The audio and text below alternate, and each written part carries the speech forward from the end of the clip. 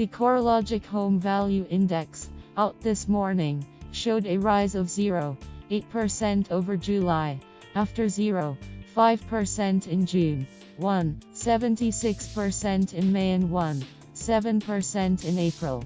The annual rate of growth across the capitals, 6.1%, was its slowest since September 2013, but it was the 50th month that the combined capitals have been in growth mode. Since June 2012, combined capital city dwelling values have risen 38.3%. CoreLogic senior research analyst Cameron Cusher said there had definitely been a slowing of growth in the last couple of months, though activity was still strong in places such as Sydney and Melbourne. He expected the next move by the RBA on interest rates to be down tomorrow. "I think interest rates will probably be cut tomorrow largely because inflation is very low," he said. But RBA will keep a close eye on the housing impact of any rate cut. He said given a big pullback by investors and the fact that first home buyers were sluggish, it was upgraders that would drive the market, something he believed would eventually see Sydney and Melbourne growth hit the brakes. That's the thing that will eventually slow Sydney and Melbourne. It's not financially viable to upgrade every 3 or 4 years. They will probably reach a point where not many upgraders will be active in the market and will slow. It will happen within this decade, but as to when that's anyone's guess.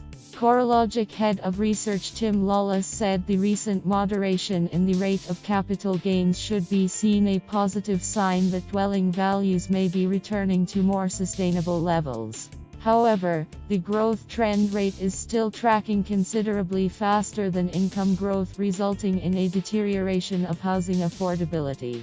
He said, using Sydney as a case in point, the Australian National University estimates that Sydney household incomes have grown by approximately 4.5% per annum since June 2012, while dwelling values are up 12.1% per annum. In the current growth cycle, which began in Sydney and Melbourne, saw cumulative 61.3% and 42.0% growth over the cycle to date.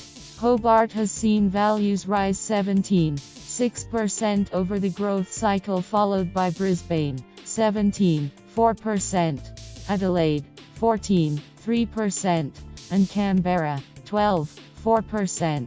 Adelaide was a surprise performer over the month, 1.4%, just pipping Sydney, 1.3%, and Melbourne, 1.1%. But that's where any similarities ended. Sydney and Melbourne continued to blitz the rest of the market, with year-on-year growth of 9.1% and 7.5% respectively. 4 of Australia's 8 capital cities saw dwelling values fall over July, including Brisbane, -0.8%, Perth, -0.9%, Darwin, 6.2%, and Canberra, -0.7%.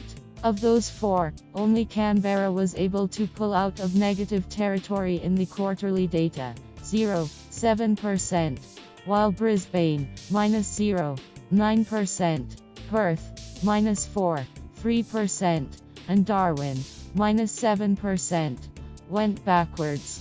The RBA Board monetary policy decision is expected to be handed down at 2 p.m. tomorrow East. Highlights over the 3 months to July: 201.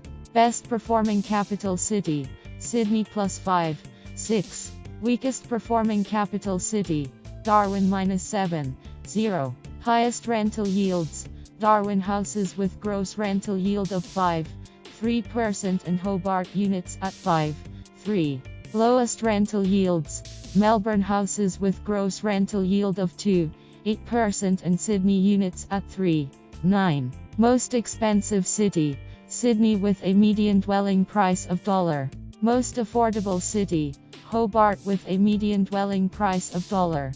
Source: CoreLogic. Originally published as RBA rate cut tipped as growth slow.